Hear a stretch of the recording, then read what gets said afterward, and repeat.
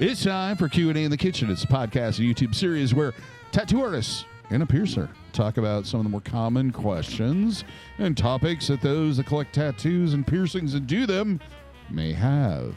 Brought to you in part by Skin Kitchen Tattoo and the Axiom Body Piercing Studio. Today's subject, we're going to talk about tattoo and piercing trends. Should you follow them? Should you avoid them? What if? What if? Do they have longevity? All that fun stuff. Yeah. But we should probably introduce the people that are here today. Jimmy, still out going to see the rock show. Still gone. Still gone. Capone is here in his place, but he's not very talkative on most subjects. But right here we have Jack Lowe from Skin Kitchen Tattoo, the owner and tattoo artist there. I'm DaVo, Axiom Body Piercing. I'm a piercer. And then over here is Brent Starr. He tattoos at the Kitchen of Skin. Yeah. What's up? So tattoo trends. So we should probably name off a few of them, like tribal in general or neo-tribal. Well, what is a trend? What tribe? describes a trend exactly? It's something that suddenly takes on the human imagination to a point where everybody wants a piece of it. It's like the Taz. Like everybody and their brother wants a Taz and at one point in time.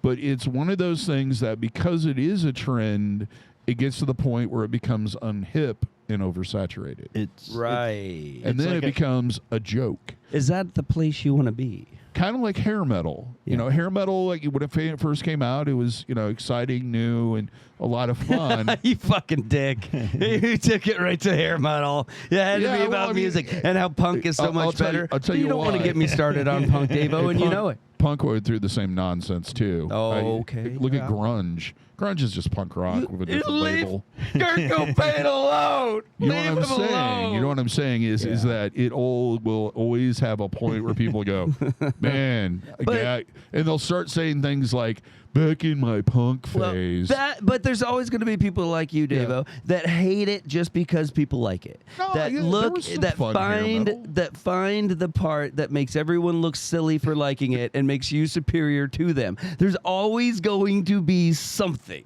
Come on, let's face it. A lot of that early stuff was entertaining. Yeah, that's what it is, isn't it? Yeah, it's entertainment. But then when it got to the point where you had 8 million of them on MTV doing exactly, popular, 5 power ballads in a row, people went, I'm kind of sick of this. You're right now. It's the same thing, right? Like, okay, buddy, you decided you were going full on hair metal band, hair metal rock star. Yeah.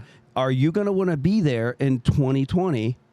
When a lot of people, will say some people would look at that genre and say it was silly, and anybody involved, should be in some way discredited for it. Like and the only reason I think this popped in my head is I just watched the documentary on you either Paramount own it or Paramount Plus. It was like a 3-parter on like the rise and fall of hair metal. Okay. And that was like, and the guy that seems to have gotten the worst of all of it. You get him, Pone. Yeah. Was Winger. Like Winger became the butt joke, but their stuff wasn't any worse or any. It was actually some of the better stuff. Well, now look, you have to admit that if you aren't interested or really involved in a genre of music or really anything, you don't see the intricacies or the subtleties between different bands and between different songs because you just don't like the overall sound of it. Well, there's a huge difference between like Motley Crue and Guns N' Roses. I can see the difference between that. Right. One is more metal, and the other one's more in that direction of glam, in my opinion. More between just Guns N' Roses and who? Dirty rock and roll. Well, there's Motley Crue. Well, yeah, Motley Crue definitely. Man, when they came out, they had a very heavy glam icing on that. And, and that's because, that's what would sell, or they thought that would sell. They were told, hey, do this and you'll make some money and you're going to get laid, guaranteed. And so that's the whole point of it. And that's following that trend. And do you own it 20 years later, 30 years, and go, hey, man, that's part of my life. It's who I was. Doesn't represent who I am now, but that's not what my tattoos are about. They tell my story, bro. But or is it more of a T-shirt? At the same time, it does represent you.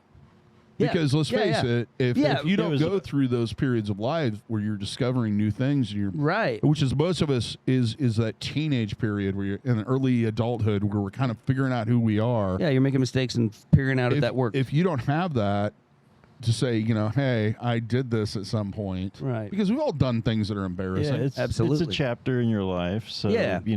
And in that sense, you're not into Stay Puft Marshmallow Man anymore. But you know what? Every time I look at that, it reminds me and keeps my ego in check and reminds me that to judge someone is stupid. Because if you look at something that's stupid someone else is doing, it could possibly 5 years down the road, that could change your life and you will love it and become the best at it.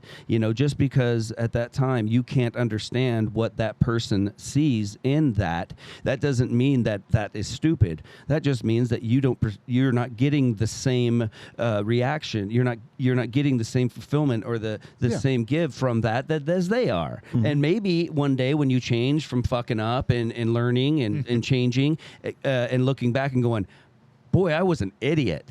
Mm-hmm. Yeah. Just the way you thought that guy was an idiot, but he's not. You're just not getting what he is getting out of that experience.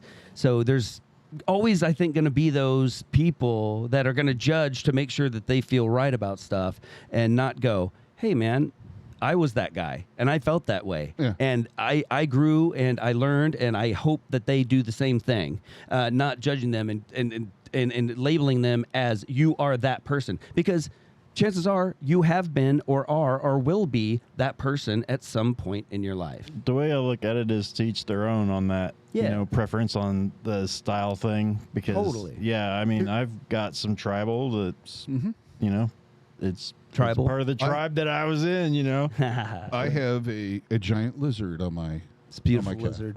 And it is a slight different change of something that I found.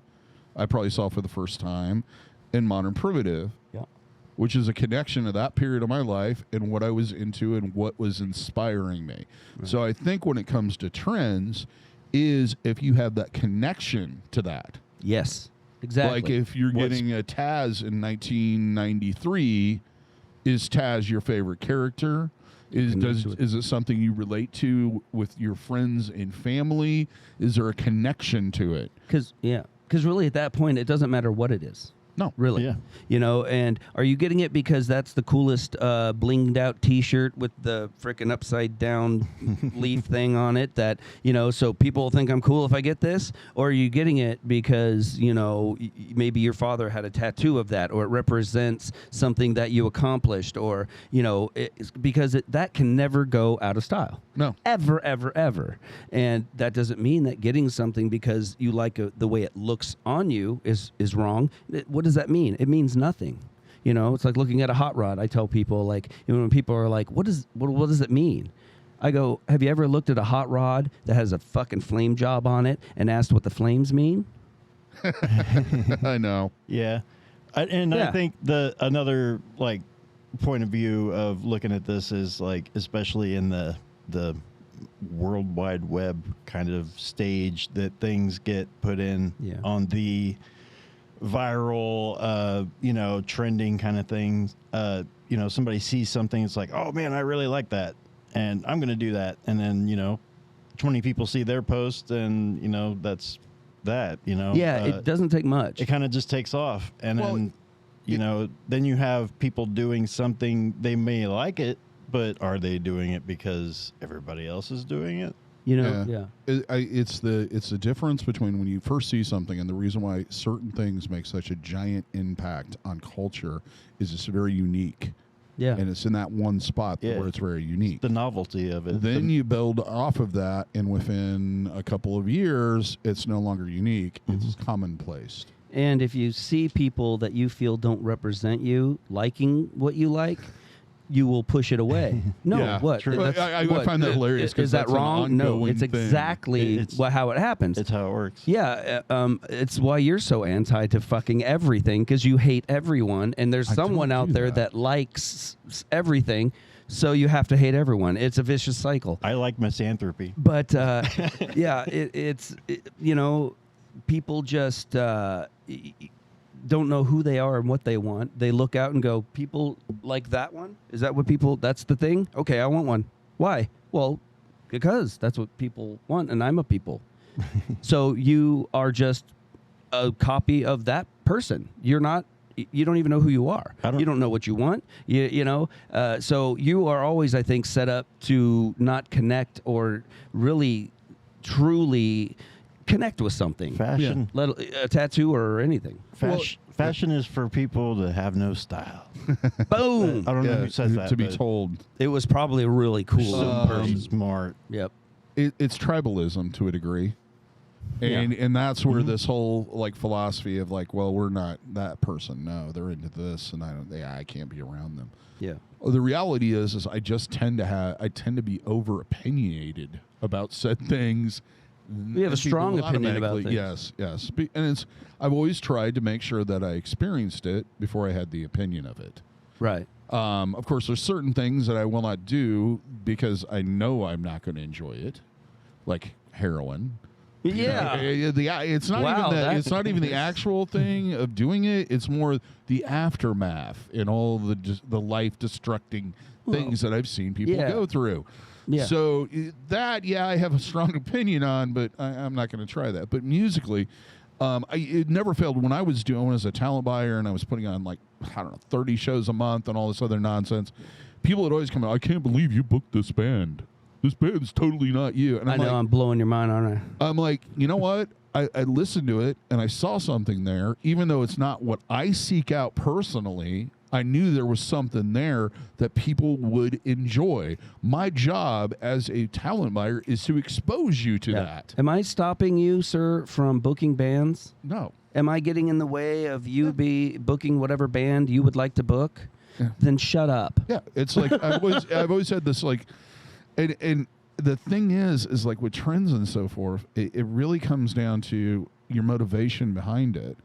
You know, even if you're trying to emulate some artist and get a tattoo they have, you have a connection to that artist, and that's why, or athlete, or I don't know, NASCAR driver, or I don't know, sumo wrestler, whatever it is, you have a connection to that, and that's why you want that tattoo. And some people recognize that when they get, small, trendy, or silly seeming tattoos. I think those people understand that I know that there may be a certain level of regret, but any level of that is overridden because of what it means to me. I was there at that time, and I don't need to justify that to anyone. I don't need to explain it to anybody. Nobody even needs to care about it, but they will. But when they do, who frickin' cares? Yeah. Then, that's all that matters. But there's a big population of the people that, oh boy, does it matter. The trendsetters. And can get talked into, and I've seen it firsthand. People get talked into changing their tattoo, getting their tattoo removed, totally altering what they wanted, all because of outside opinion. Well, you're going to be disappointed with that tattoo no matter what you get now. You are going to regret that tattoo at some level, no matter what it is now. Because you've taken away from it meaning anything to you and representing what you see. It's important that other people see you as a certain way. So you want to incorporate that. Go, see, I'm who you think I am. Look. So it does. You can't connect with that. Usually when I have somebody come in with something like lately anymore, it seems like, just like the single line kind of, no shading kind of smaller tattoos seem to be pretty popular right now. As long as I know what that person thinks looks good, I just have like a inkling of an idea, like by seeing the 3 pictures, okay, they're all just line tattoos and they're all very small. Let's do it. That's what we're gonna do. Yeah. Because in the end, I want them to be happy with what they got. Sure. Is it my cup of tea? No, not at all. Yeah, but is it your job to tell them or inform them? No. Yeah. Not unless I it's mean, going to look terrible. If it's what they like, it's what they like. I don't question that. Yeah, yeah. It's part of the Yeah, well, as far as the image, yeah, but I mean, as far as like, if a young yes, I know, I'll get to it. If a younger person comes in and wants something, is there any place, is there a placement or anything that would make you feel that you would have say something? Oh yeah, sure. So, placement wise, yeah, right? Because sometimes you just you want to have it the tattoo sitting in the right spot. You know, you don't want to put like a little tiny little star on like a large area, like right here on the arm or something. Right. Center below the forearm. Yeah, just somewhere where it's going to look the best, Yeah, for sure. So steer in that direction, yeah, for sure. But yeah. As far as what is trendy and, getting really popular. Yeah. Right. It's you're a mark right. of time, kind of. It's in bad. a way. It would be, I think, considered bad taste to go, oh, I just did 2 of these earlier. Because why would they care? They shouldn't. Right. They're getting a tattoo. Why would they care if everyone had one? Yeah. If that's the reason they're getting it, then they know it. Sure. And if they don't know it, they obviously just like the design. Yeah. So, I guess you can pick your level of responsibility in there and justify it however you see fit. But yeah, it's a tricky one kind of sometimes. Personally, I think what part of it is, especially people are easily talked out of things. I know, yeah. Is they're worried about what it says about them more than what it really means to them. Yeah. Yeah. And that's entirely like the most common thing is like stereotypes. Yep. Like, the reason why ass antlers and, tramp stamps got out of fashion is because even though they're beautiful tattoos and they fit really well in the human form and they look great, they got the stereotypical kind of like winger that it said something about the person that was wearing it that maybe was true or maybe wasn't. It's the Nickelback fallacy.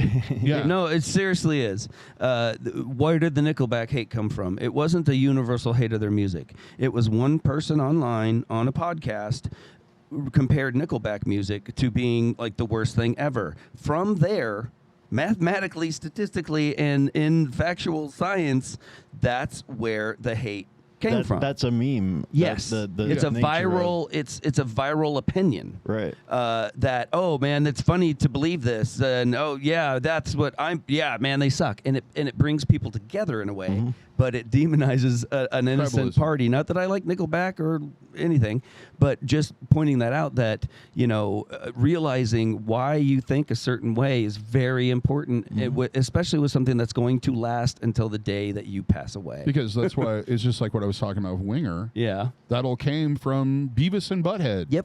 Yeah. It's kind of weird to look back and go, yeah, that really set that whole trend. But that it's that meme effect of they constantly made fun of the other character that was in the Winger. And they adjusted the opinion of an entire country, if not the world, just by nothing to do with their music or anything else. Mike Judge is a genius. Oh, well, yeah. So really kind of looking at yourself and asking yourself, why am just to the core of why am I getting this? Because I think John's going to think it's cool, and I like John, and I like John to like me, and this will make him like me, or is it something because of your own reasons that you can't even explain, and why would you? And it's not about you. It's about me and what I want to see when I see this. Being honest with yourself and understanding why you're getting it, I think will get rid of pretty much all possibilities of, oh shit, what did I do down the road? And the fact that something's trendy usually is just off the table. It's not even... Unless you realize, hey, Mountain Dew was, on the beach that year when I went on spring break. There was these Mountain Dew signs everywhere, and my friend fell into one and got wrapped up, and we didn't know where she... I got a Mountain Dew logo on me. But, everyone in the world I know is not going to know that story. No. But I don't care.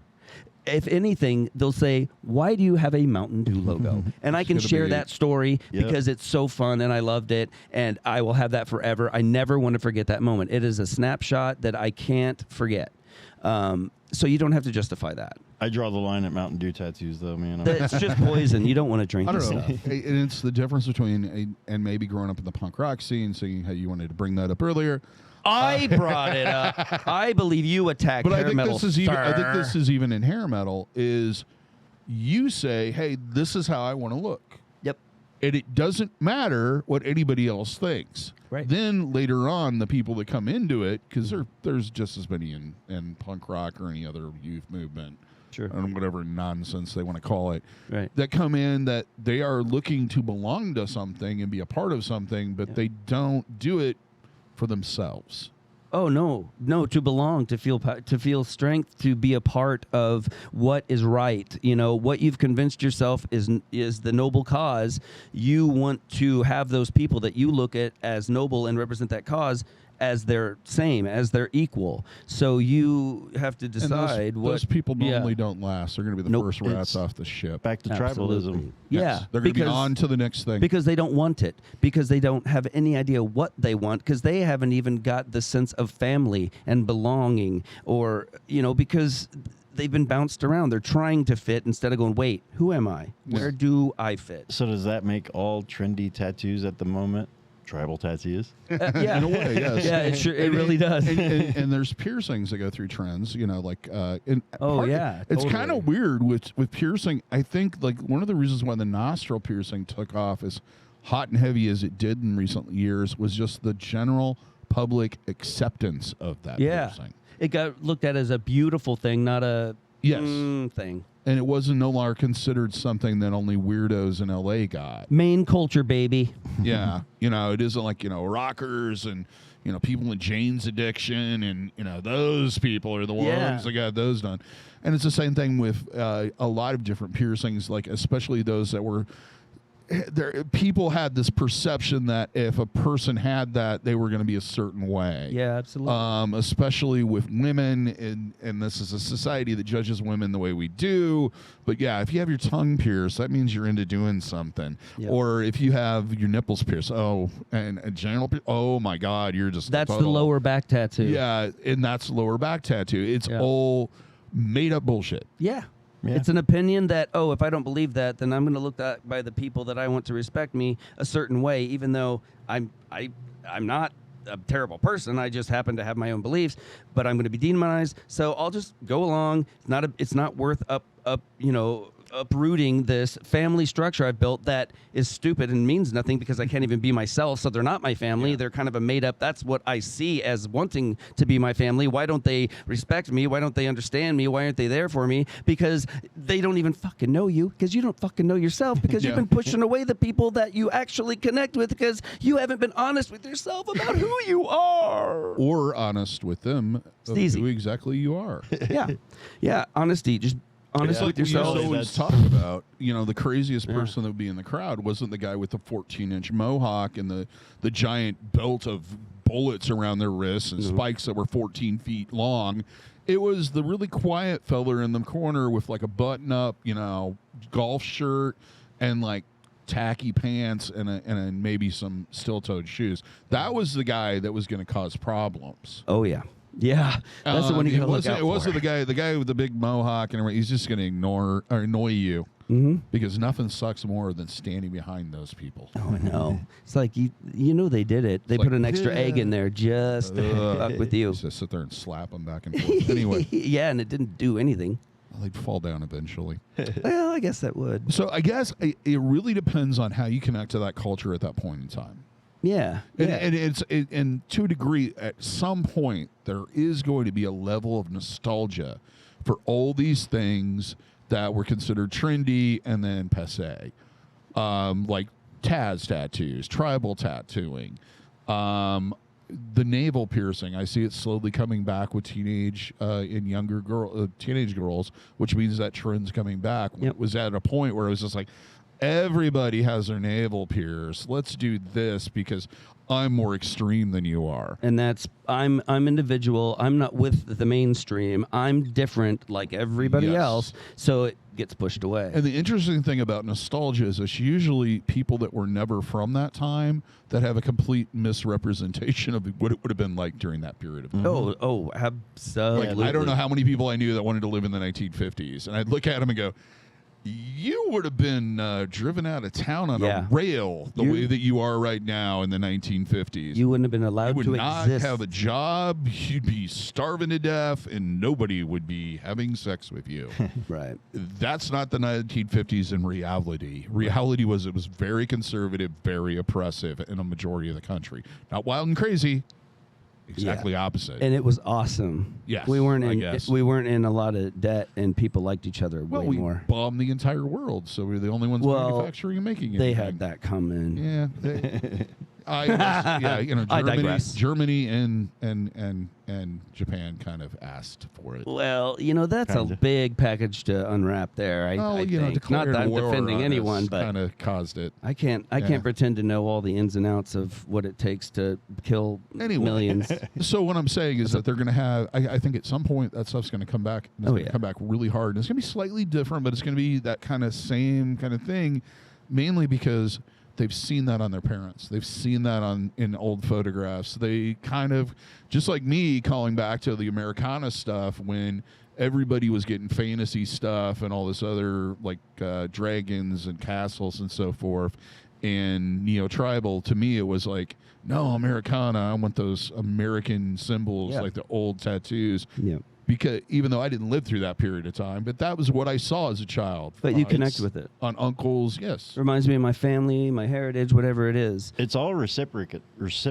It goes around in circles. I mean, no matter what, history will repeat itself. And, I mean, like, you just wait till it's back in style again because in about 50 years, it's going to be. Well, they always have to have something, part of it is they always have to have something to sell you. And if they don't have any new ideas, they'll just go, oh, these guys haven't really been exposed to this at that age.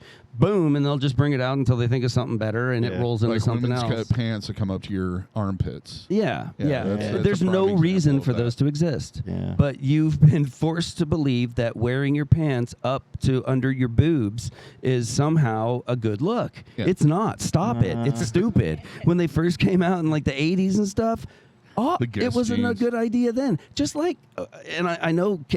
come at me. You want to fight, bro? Bell bottoms. There's no good reason for those. They're ridiculous. It's extra, dirt picked up, and it's dumb. They tried to bring them back. I'm waiting for the poof to come back. The poof? The the cootie catcher, the dish, the radar. Yeah, man. I'm glad it hasn't. That was something. It's always weird to me because it seems like every about 5 or 6 years, I'll have somebody that's way young, like 20, 21. Come up to me and compliment me. I'm like, I really like your jeans. And I'm like, yeah, these are the same 501s I've been wearing since I was 16 years old. I was the same way with when people, I realized how much people paid attention to shoes. Yeah. Like, for me, not saying one thing or another, but I grew up, I got Target shoes, and I got them replaced when they wouldn't stay on my feet. That was what shoes did, is you needed them to walk around. It wasn't a fashion statement. It was if your brother didn't wear them out by the time you fit them, you got new shoes. It was utilitarian. Yeah. And then, but, oh, man. No, dude. Like most people know, which I later found out, shoes are traded like baseball cards used to be. Yeah. Like they are looked at and coveted. And I look at it, I see a fucking shoe. Yeah, I still see a shoe. I'm like people pay attention to that? It really, it's just it something revolves around. I guess, and it's partly the culture. Yeah. And it comes from scarcity. Right. Yeah. Not having it. If you look at like especially sneakerheads, and you start talking to them, they all came from from backgrounds where you got one pair of shoes, And you had to take care of those shoes. And if somebody messed them up, you were going to battle them over it. But the culture kind of viewed into what kind of shoes you were wearing to kind of maybe your status. Like, oh, you're a poor, no have nothing Target shoe wearing loser. Yeah. And so when they can, buy their shoes, they can show, hey, like cars are, look how expensive my car is, so I'm successful, kind of thing. And because there's no other reason to spend, $2,000 on a pair of shoes. See, I in fourth grade, maybe it's because I lived in a more urban area. Yeah. If you didn't wear Nikes or Adidas, you were poor. Yeah. That's why I got beat up for my kangaroos all the time. But so what? I'm poor. Yeah, it was. I just didn't like, choose to be poor. I still had 2 quarters in my kangaroos. Dude, beat my parents up for being poor. I'm not. I don't have a job.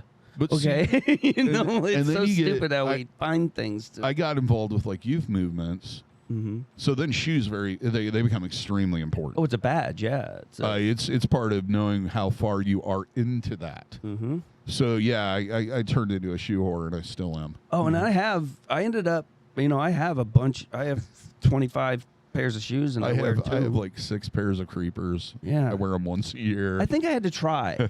I'm like, okay, there's got to be something to the shoe thing. 4 or 5 Docs. So, no. And it did dawn on me one day. I'm like, okay, I'm an adult. Like, I don't have to wait for these to wear out to buy another pair. Honestly, I had to have that epiphany.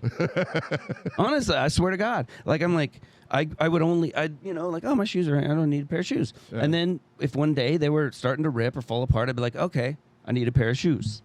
Because that's what shoes were. That's what you did with shoes. And then one day I had that epiphany. I'm like, or I could buy both of these pairs of shoes. I like them both, and I'm trying to decide, right? And I'm like, man, I really like those, but I don't. And I'm like, well, just buy both pairs. There you go. Well, like, here's wait a minute. why don't people wear not matching shoes? There are people that do. Punky Brewster. Yeah. It was really popular and still popular with the Converse. Oh, is it? Okay. Yeah. And the Vans. I didn't know that. Yeah. It was. It's that, and the other thing is mismatched socks is a big deal now. Right. Oh, really? Like Yeah, we I used don't to know wear why. our clothes inside out for no good reason, just to be different. Remember? Yeah. Well, Chris we used to wear them inside out with the tag in the front, so you look like a priest. Right, and you'd wear your jeans inside out. I never did that because I could never get them on. Well, not as a definitive fashion choice, but to kind of be every now and then. Like there was even MTV videos. Oh, the one that wore all the stuff backwards. Like crisscross. Yes. Why? Daddy Mac. But you remember them, and you remember their name. That's why. I can't remember any of their songs. Yeah. Because if you go along with the crowd, you blend in. If you don't and you stand out and you rebel against it, you are an individual. And everybody's struggling to be that individual and do what that person's doing to get noticed, but just do it better so they're the one that gets noticed. Yeah, and part of that is like you either, it's a balancing point between getting noticed and appreciated and getting hated. Well, it's maintaining your integrity the whole way. Yeah.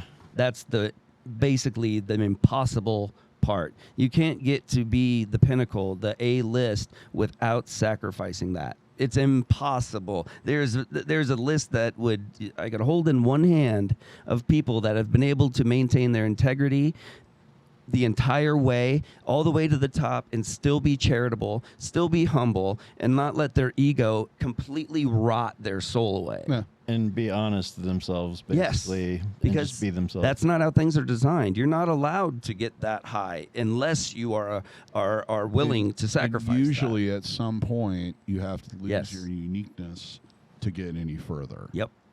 And by uniqueness, I think one of yourself. On a musical level, I think one of the few bands that's been able to do that and kept longevity and still respected is probably the Beastie Boys. Right. Because they went from being this party thing that was a joke that became kind of oversaturated, and instead of being like the first Vanilla Ice, they came out with repetitive records that were unique, different, and ahead of their time in most cases, and weren't what their audience really wanted. Well, they started out as a punk rocker. Punk band. Yeah, not a very terrible one. Yeah, most of them are, but yeah. No, they were on the bottom tier of of well, New York that's why, hardcore. thankfully, they shifted to rap, and people and dug which was it. by accident. They And, did they did one song and people liked it, because and that was pretty dope. And they were able to keep producing things that people liked, which is the trick, not just one-hit wonders. But I got to point this out because Beastie Boys got brought up, and it's right on the edge, and you can censor it if you want. Yeah. But do a search on this and tell me how close I am to being right. Beastie Boys are one of, if not the only and earliest white Jewish bands that uses the N-word in their music, and no one says a peep. I don't think they ever did. See, you are misinformed. I'd have to sit. Unlike John Holmes, the X-rated. Oh, okay. Yeah. And that's not the only time. Yeah. So that really tells you that all of this racial thinking thing, it's bullshit, people. Yeah. It's manufactured so you hate your neighbor. It is bullshit. Bullshit. Anyway, I had to mention that because of Beastie Boys. Anyway, I think we beat this to death. Well, that was a little insensitive. All right. Anyway. But till next time, here's hoping all your piercings and tattoos heal with ease without a single issue. And if you're in the Des Moines, Iowa area, we all hope to see if you're tattooing your body piercing needs in the future. Have a good day, everybody. Take care, and we'll see you in the next video. Love each other.